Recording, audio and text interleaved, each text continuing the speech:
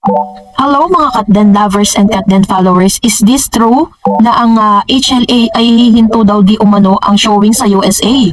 Ano ay abot langit ang pasasalamat ni Mr. Alden Richards dahil extra effort nga ang Myrad Company na pagmamay-ari mismo ni Alden dahil may pa-black screening nga ito pong Myrad para po sa kanila pong Hello Love Again movie. Ipinost pa nga ng kapatid nitong si Mr. Alden Richards ang ilan sa mga tagpo kung saan nanonood nga ito pong mga taga Myrad Company, no, na isa sa mga kumpanya pong pag-aari ni Alden Richards na kung saan sila po ay producer and yun po kasi yung pinaka-major or yun po talaga yung parang kinikater ng company ni Mr. Alden Richards. So pwede na rin talaga siya mag-produce at pwede na rin siya mag-direct. Sa isang post ni Mr. Catherine Bernardo sa kanyang IG account ay pinost niya po ang isang balita kung saan ay kinagulat ng ilan matapos niyang ilabas ng United States ang good news dahil sa first day pa lang po ng kanilang showing ng HLA ay nasa number 8 top 10. Sa top 10 po number 8 po yung spot, yung Hello Love Again. Tapos sinasabi po dito na showing in all cinemas in Las Vegas, first time for a Filipino movie. So ito lang po yung unang pagkakataon na meron pong isang Filipino movie na napanood sa Las Vegas. And this time, kinagulat din ng ilan ang epinost ni Miss Catherine Bernardo na may caption na breaking news, ihinto daw ang pagpapalabas ng Hello Love Again sa US dahil meron daw virus ang movie. Lahat daw ng viewers sinisipon at may sore eyes paglabas ng sinihan. So marami pong kinabahan dito sa post na to ni Miss Catherine, pero kung hindi niyo po nakita yung buong post niya sa kanyang IG, doon niyo lang mauunawaan. Yun naman pala, parang naging naging usap-usapan sa US na parang lahat daw di umano na lumalabas doon po sa sinihan. Yung mga Filipino people na talagang nanood sa first day showing po doon sa US, talagang mga namumula yung mata tapos sinisipon dahil talagang ramdam na ramdam po nila yung movie na Hello Love Again. Actually po, isa rin sa mga biggest and toughest news na ikinatuwa ng ilang mga executives and of course ng team po ng HLA dahil unti-unti na pong na-take down ang ilan sa mga channels na naglalabas ng mga pinipiratang movie. Kasi base po sa isang updates po ni Mr. OG Diaz, may napabalita po na napanood din daw ang Hello Love Again sa isang bus. So pinapatrace po yun kasi parang yun po ay maliwanag na pamimirata dun sa movie.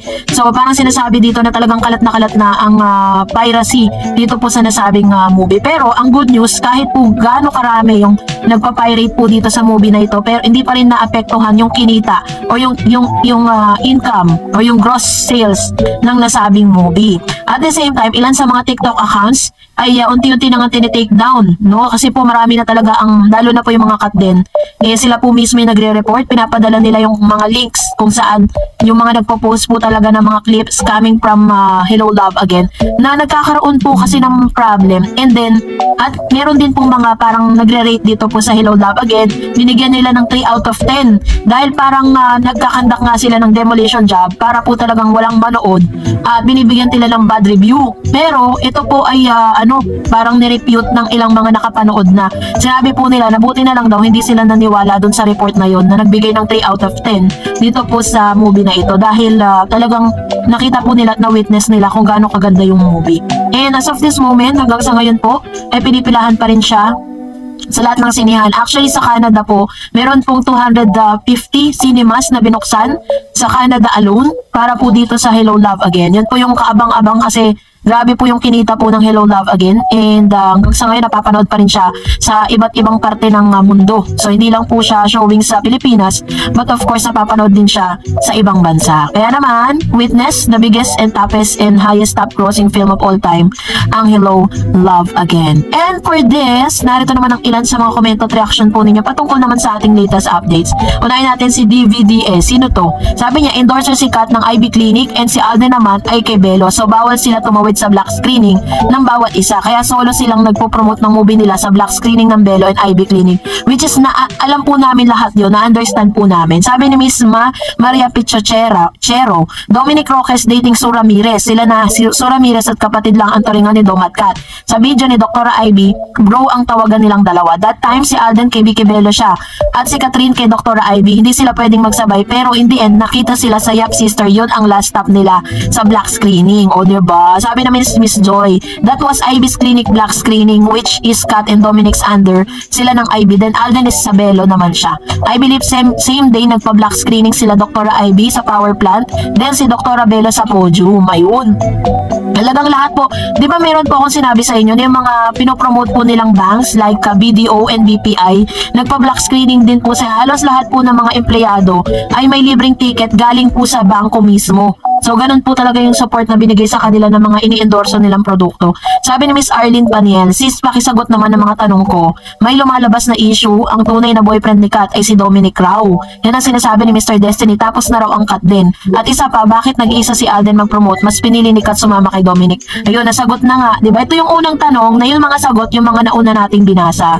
So, at least diba na diwanagan na tayo patungkol dyan. Sabi ni Miss Demetrius, totoo po ba na pagkatapos ng movie ng Kat din, may sasabihin ng mama ni Daniel na si Miss Carla about sa totoong dahilan ng breakup nila ni Kat? Sip lang daw muna, pagkatapos na lang daw ng movie. Ano kaya to? Palagay ko tungkol kina Kat at Alden to. Aba, hindi natin alam. Dapat po, dati pa siya nagsalita kasi ganito lang po yan. Meron kasi pong project yung anak niya na si Mr. Daniel Padilla. Meron po siyang teleseryeng Incognito that happens na hindi naman po talaga siya yung lead role.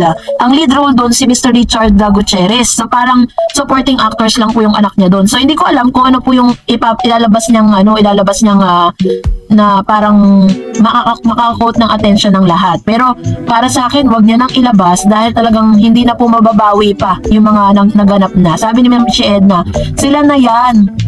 Hindi lang inaamin ngayon kasi sinasabi ng iba pang promo lang dahil sa movie nila. Siguro soon aaminin din yan.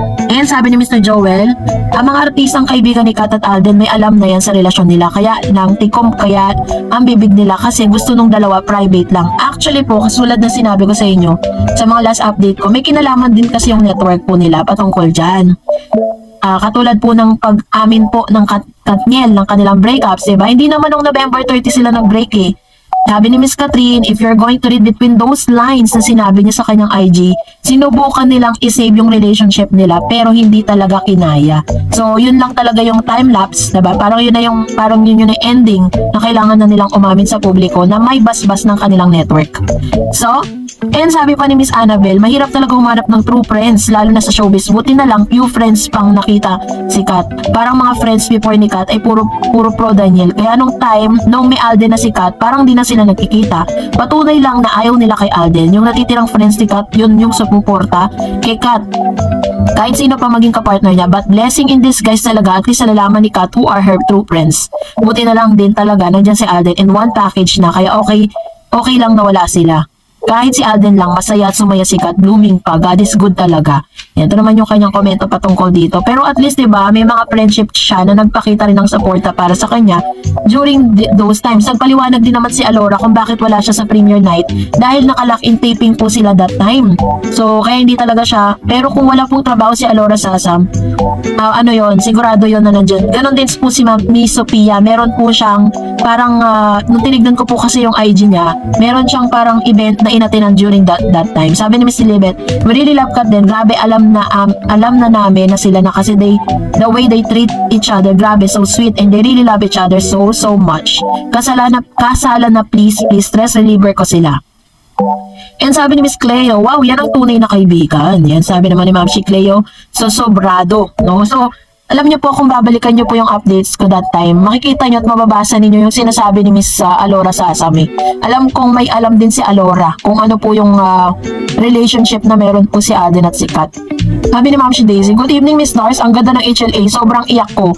Lahat kami na nanood nag-iiyakan. Ang galing talaga ni Kat at si Alden, grabe sila talaga. Binuhos nila ang todo, tapos pagdating sa bandang kissing scene nila, iyawan ang mga nanonood. It's that first time na ginawa ni Kat at talagang tagos sa puso. Kahit uulitin ko panoorin gaya ng HLG at si Joros, nakakatuwa. Siya, best supporting actors. Ang galing din ni Valerie Henica, buong team, kudos team HLA. Hindi ko nadadagdagan para di ko maging spoiler. Basta panoorin nyo. I highly recommend HLA. Magsisisi kayo pag di kayo manood. Thank you Miss Dars and God bless as Kat din. Ayan. So, tama po, no? Isa rin sa pinakamagandang karakter doon si Miss Jenny Janica Garcia. Kaya pala during the yung kanilang interview, 'di ba?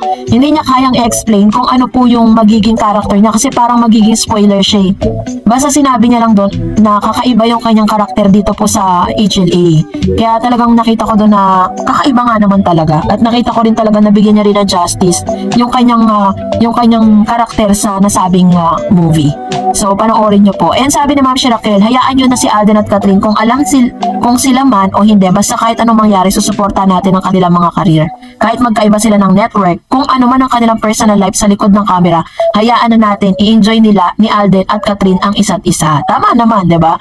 Sabi ko nga sa inyo, we should always trust the process, 'di ba? Huwag natin silang madaliin. Si Alden Richards nga, sabi niya sa mga interview niya, kung ano man daw yung meron sila ngayon ni Catherine, ayaw niyang madaliin 'yun. Kasi nga naman, 'di ba, parang hindi pa po yung right timing, pero nakikita natin na talagang meron na silang mutual understanding. Pero kung nagustuhan mo ang video na ito, huwag mo kalimutang mag-like, mag-share, at mag-subscribe, at i-follow mo na rin ang aking Facebook page, Dareds TV. And also, I have my TikTok account, which is Dareds TV. Pwede nyo rin po akong i-follow doon. Thank you for watching, guys. God bless everyone!